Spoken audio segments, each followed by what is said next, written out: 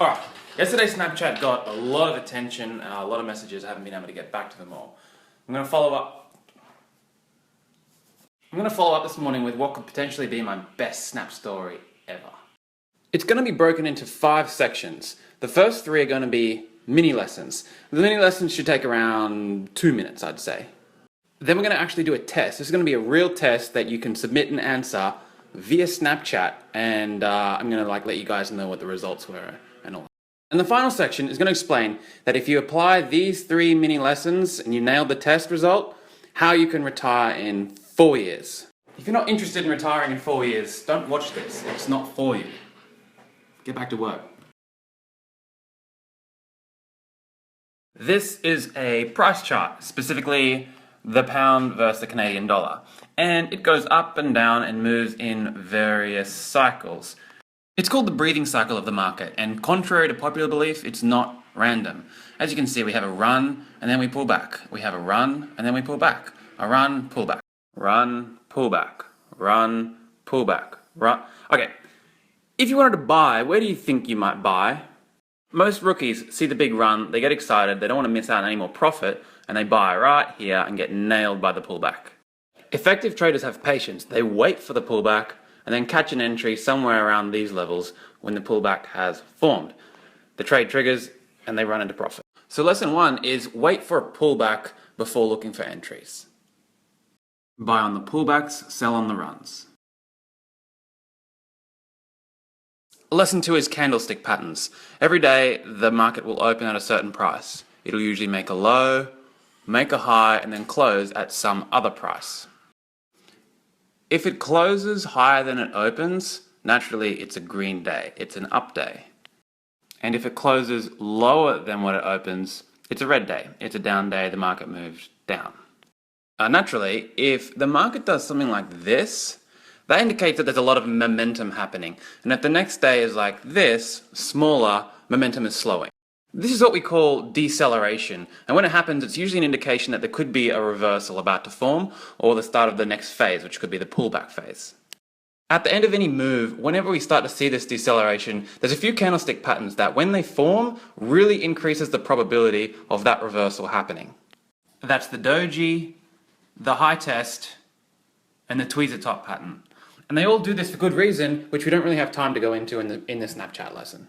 All you need to know for now is that when you start to see this run that's decelerating and then forms a tweezer top pattern, it's time to get your dancing shoes on. The final lesson is support and resistance lines, and it allows us to take a rough looking market pattern like this and find order in the chaos. Levels that constantly support price are called support, and levels that constantly resist price are called resistance. The thing about support and resistance lines are that they're ultimately the same. What was once support usually becomes resistance. So wherever price is supported, it'll often be resisted at that same level sometime in the future. Support and resistance helps to form the basis of where to find entry and exit points. So if a level is being supported time and time again, that indicates a great buy point.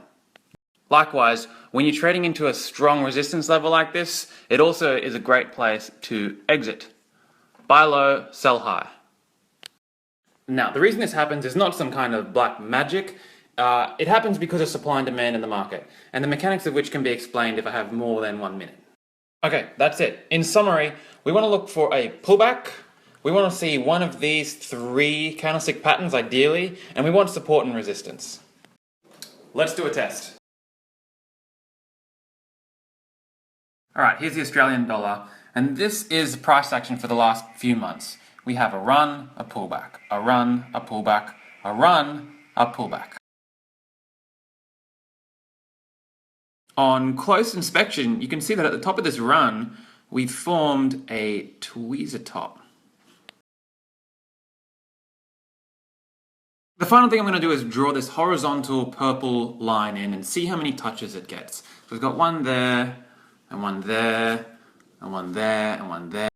By the way, this price action that you're looking at right now, 1993. Fast forward 10 years, 2003, same purple line. We've got some resistance, we've got support. we got support, we got some resistance, we got resistance, more resistance in 2009, and we fast forward today, same purple line. Oh, look at that. We got some support back in July, we broke the support, we pulled back, tweezer topped on the line as resistance.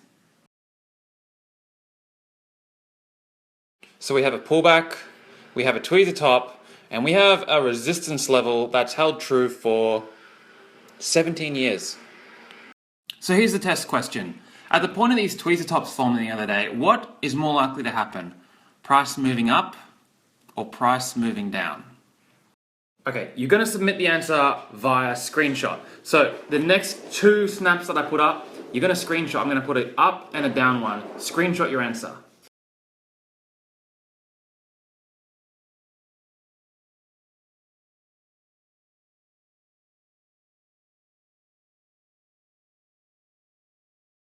Okay, stop messaging me. I don't need to know your answer. When you screenshot, I get it says how many people screenshot each one. 22 years, not 17 years. Also, the test answer, the question's in the opposite direction to what I kind of explained and taught. It's a trick. Would have been way too easy if it was just so it was obvious, you know. Before we start the retirement plan section, we're going to go get breakfast. I'm going to let this chill out for a few hours and rack up the results so I can get some good data to show you. Alright, sweet. We had 137 people play. Good work, guys. 112 got the answer right and 25 got it wrong. 81% strike rate for student results in a 3-minute and 12-second lesson. It's pretty good. The answer was, of course, down. We're in a downtrend. We've got the run, we've got the pullback, run, pullback, run, pullback. The next move is down. We've got the tweezer top on known resistance. Now, does that mean when that pattern happens that it's going to run down every time? No, of course not. We're looking like a 65-70% strike rate for something like that. And this brings me to the 4-year retirement plan. This setup that we use in the example question is one pair, the Australian versus the US dollar. We look at 28 of the major pairs. Truth be told, a setup like this doesn't happen every day. Even when we look at 28 pairs, we're only going to be looking at about 3 trades a week with this kind of probability. 3 trades a week is very roughly 12 trades per month. If we can pump out like a 67% strike rate, meaning we only have to be right 67% of the time, we can be completely wrong the other times. So each month, that would be roughly 8 wins, 4 losses. Now, if you're smart, you know what you're doing and you're risk managing, we're going to cap each loss at a maximum of 1% of our account equity. We're also going to assume a bare bones basic 1-to-1 reward risk model. So we're going to only win 1% on the winners. +8 minus 4 equals +4 per month. Now, 4% a month, it doesn't sound like a lot. If you've got $1,000 and you put it into an account, you're risking 1% and you're doing +8 minus 4, 4% a month is $40 a month. But 4% a month compounds out to 60% per year, which is a lot. As you can see here, 4% a month on just a $20,000 starting capital with no deposits. Your income will reach $50,000 in 3.6 years. Now, if you like your job and you want to keep working and save and don't withdraw and keep compounding that 20K, in 8 years you'll have $1 million in capital. Then, if you decide to quit, you've got $1 million pumping 4% a month. That's 40 grand a month, roughly 600,000 a year. It was this exact Aussie dollar trade that I posted in yesterday's Snap story. My friend Benny was here trading. He entered it and he was up $500 before we finished dinner. It's currently 12:20. I just got a message from Benny.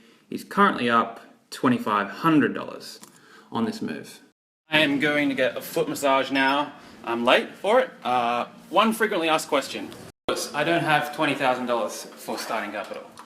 To which my answer is, find it. If you can find 50 to 100 grand to pay for a university degree to work for 40 years, surely you can find 20 to quit in 4.